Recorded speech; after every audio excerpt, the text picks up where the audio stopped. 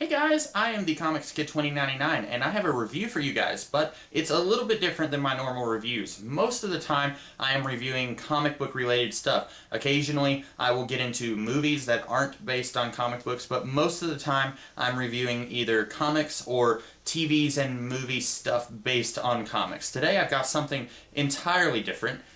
The Search for King Arthur.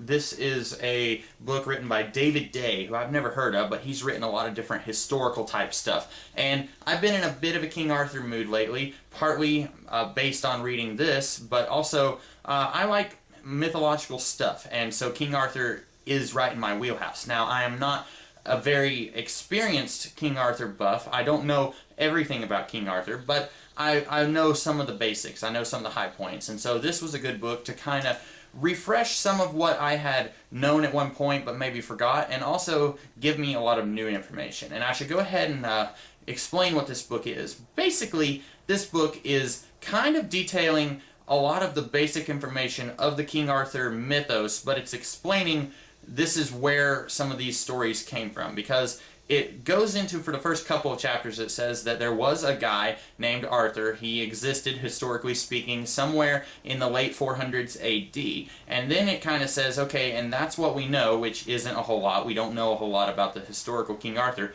That's what we know. And then it starts to go into information on where did the story of Merlin come from? Where was the historical roots for that fictional character? Where was the historical roots for the fictional character of Morgan? And then it talks about Excalibur. It talks about the island of Avalon. It does all of this kind of cool stuff, and I would say if you are wanting to just get the very basic information on King Arthur, this is a really good book. It's got pictures on every page, so like right here, you know, I'd say 3/4 of that page is pictures right there, and a lot of these pictures are really good.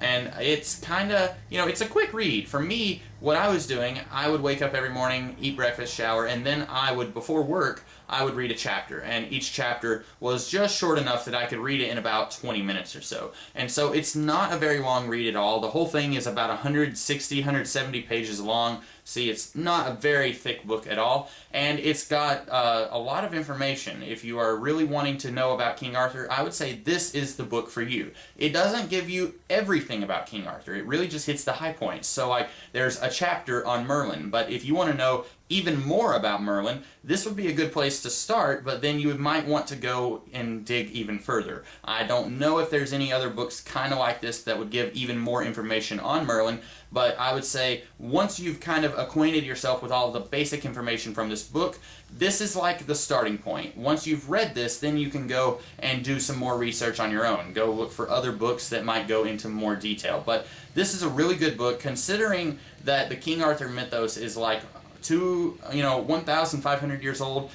It's a lot of stuff to cover, and this does it in a very good, very quick and concise way. It doesn't cover everything, but then again, it would be impossible to cover everything. And it's really good, especially if you are interested in where did the character of Lancelot come from? Where did the character of Guinevere come from? And it says, well, geographically, Guinevere probably dated from some Welsh legends. There was some Welsh mythology that probably inspired the character of Guinevere. And it does stuff like that. It talks about the origins of the myths, as well as kind of where the myths have gone today. It talks a little bit about, like, you know, Merlin greatly inspired Obi-Wan Kenobi and Gandalf. And then it also says, like, there have been some King Arthur movies, and it talks about the Mists of Avalon, and it talks about the animated Sword in the Stone, and the John Boorman Excalibur movie. And it doesn't go into a great deal of detail. I think that's the one thing that I want to come away with on this video, is that if you are looking for some really deep information on King Arthur, I would suggest just going online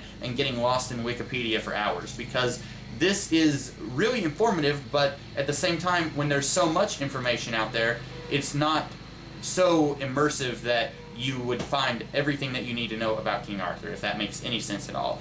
So that's where I'm coming down on this book, and I'm going to go ahead and end my video because someone is mowing way over there.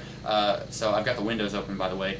So anyway, that's all I have to say. I hope that I was able to interest you guys in this book, maybe, or at least get your palates whetted for some King Arthur stuff, because I've been trying to dig into that sort of thing a lot lately. I personally really enjoyed this book. I found it to be very informative and very enjoyable. So I hope that you guys might find it and find the same thing that I found about it. So that's all I have to say. I will talk to you guys later in the week with a different kind of video. So until then, have a great day.